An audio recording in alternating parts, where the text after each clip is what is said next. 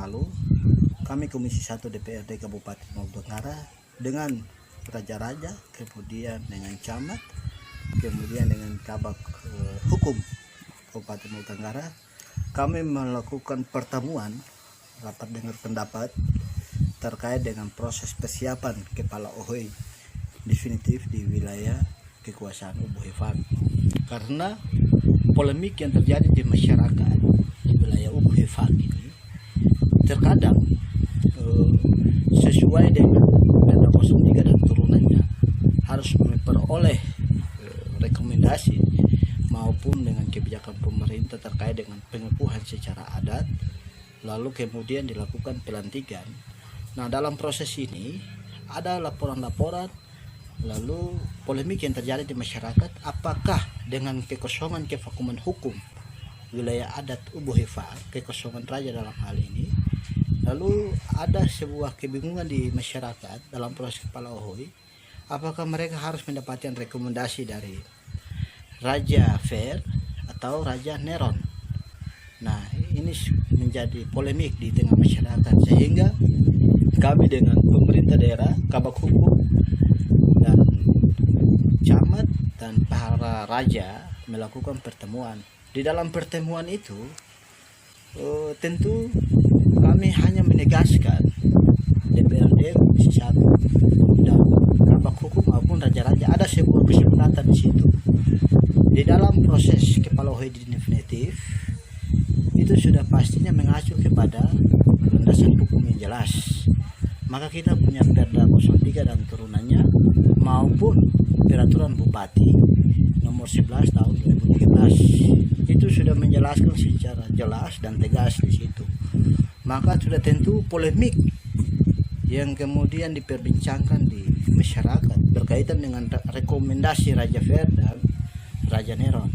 Nah, dalam proses ini karena akibat daripada kevakuman kekuasaan Ubu Hifak, maka berdasarkan Perda 03, maka pemerintah dan DPR, pemerintah daerah dan DPRD menyepakati untuk sementara kekosongan, maka rujukannya kita pakai pendekatan Raja Fer sebagai Lorlim.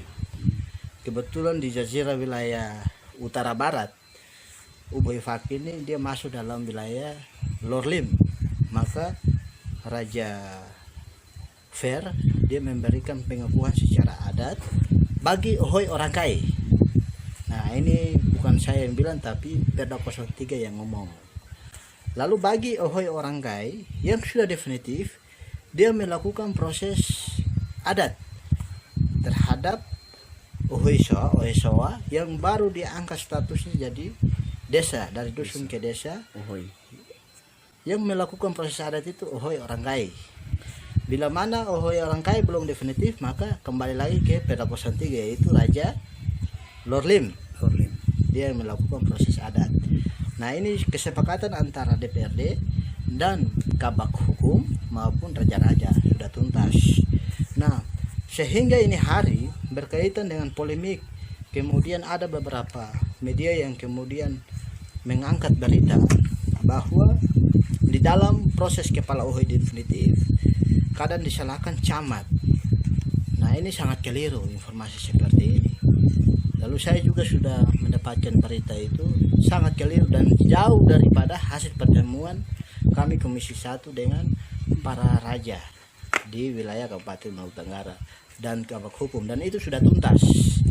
Nah, dan harapan saya masyarakat ada persoalan-persoalan dalam proses kepala OHOI definitif, lebih baiknya, lebih bagusnya mereka harus berkonsultasi dengan kabak hukum pemerintahan, karena sudah final proses itu, karena dia berdasarkan Perda 03 dan turunannya dan keputusan Bupati tahun 2013 nomor 11 itu dijelaskan secara jelas. Nah, sejauh ini saya juga sebagai anggota DPRD dan sebagai putra asli wilayah Ubu Hifak, saya sangat memberikan apresiasi terhadap Camat Utara Barat. Dia selalu diopinikan di publik di luar dengan informasi yang tidak jelas, tetapi selaku anak adat tentu juga Pak Camat ini juga sebagai ya tentunya ada juga dia tahu proses kepala OHO yang ada di wilayah kerjanya. Karena beliau sendiri selalu melakukan koordinasi baik dengan DPRD maupun pemerintah daerah maupun pemangku adat. Kalau kita pendekatan hukum, UBHFAK ini diakui ada atau tidak? Nah, alhamdulillah puji Tuhan, Raja Fer dan Raja Neron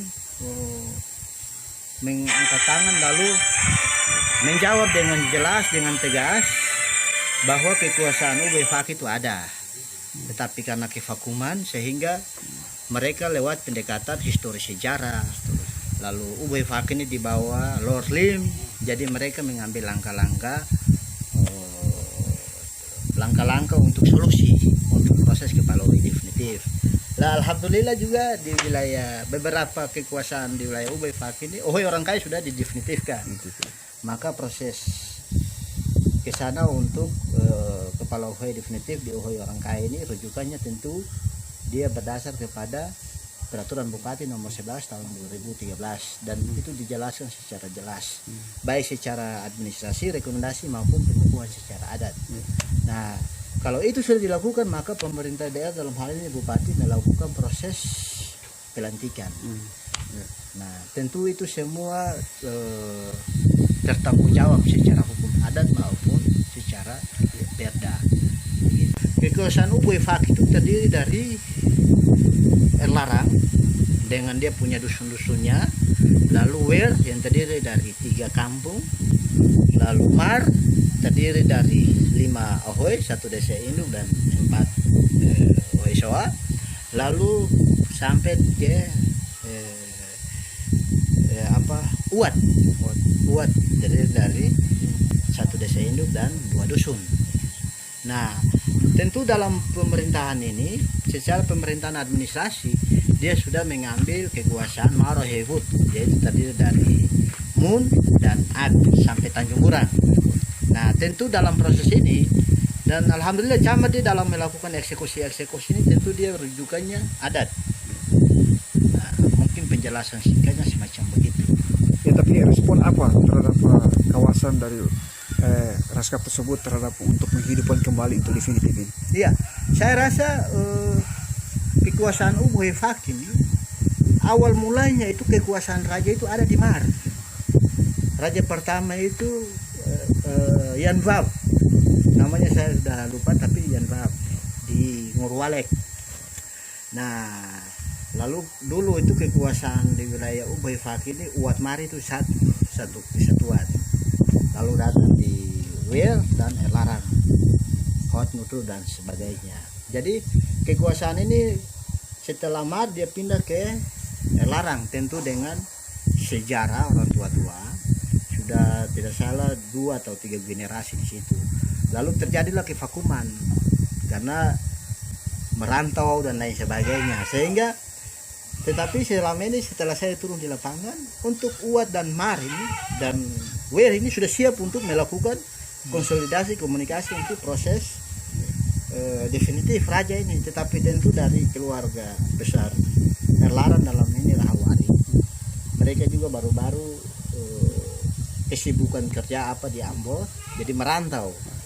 Jadi memang ini diharapkan pemerintah daerah dan para dewan raja untuk melakukan konsolidasi komunikasi sehingga secepatnya dilakukan prosedur definitif, karena saya yakin dan percaya bahwa wilayah Uat, Mar, Wer itu udah tuntas dalam hal komunikasi ke arah sana, tinggal dicari figur yang layak dan cocok sesuai. Berapa lama ini kevakuman Pak Awaludin? Sudah kurang lebih 20 tahunan dia begitu kevakuman. Tapi kita tahu siapa kemudian punya kewenangan dan duduk di posisi itu kita sangat tahu.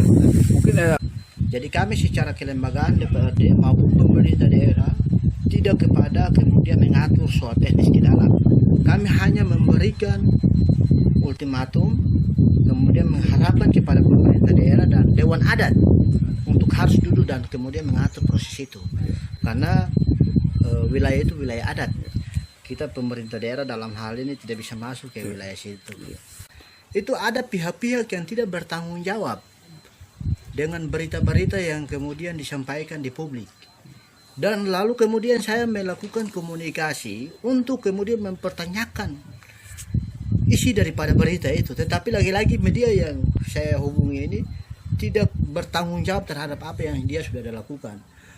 Bahkan kalau dilihat narasumber yang kemudian disampaikan di isi berita itu tidak punya legalitas hukum. Isi daripada berita yang disampaikan pun juga tidak sesuai dengan kenyataan real di lapangan. Dan mohon maaf, apa yang disampaikan terhadap kinerja daripada camat Utara Barat ini salah, keliru. Bahkan semalam juga saya ada baca berita juga, berita yang disampaikan ini narasumbernya tidak jelas. Bahkan sampai setingkat kemudian disampaikan ada salah satu raja yang kemudian mengeluarkan statement yang seperti apa yang disampaikan di berita itu tidak benar. Statement itu disampaikan pada saat rapat antara Komisi 1 dan para raja dan kabak hukum. Apa yang disampaikan Bapak Raja ini berhubungan dengan camat daripada wilayah Utara Barat. Disampaikan bahasa yang disampaikan oleh Bapak Raja itu di camat-camat tertentu. Kemudian tidak etis kalau kemudian saya sampaikan sih. Tetapi bahasa itu tidak diuntukkan kepada camat Utara Barat, sangat keliru. Nah, makanya harapan saya para media ataupun masyarakat yang kemudian mengangkat berita ini, setelah saya konfrontir balik, mereka tidak mau bertanggung jawab terhadap apa yang mereka sudah sampaikan. Nah, jadi harapan saya media juga dalam proses kepala OE definitif ini diharapkan kerjasama antara pemerintah daerah, masyarakat, tokoh adat, DPRD untuk kita sama-sama harus menyelesaikan persoalan dengan kepala dingin, dengan adat, dengan hukum adat, dengan yang kita jalankan. Dan intinya kondisif ya, keamanan di kampung. Kalau di sana saya rasa untuk wilayah UBFAP khusus di wilayah Mar, saya rasa aman-aman saja. Nah, cuma kadang orang ini jangan terpengaruh dengan pemberitaan gitu. Iya, selalu angkat-angkat berita yang menurut saya memprovokasi. Dan satu hal yang saya sampaikan, sejauh ini kerja Camat Utara Barat saya memberikan apresiasi.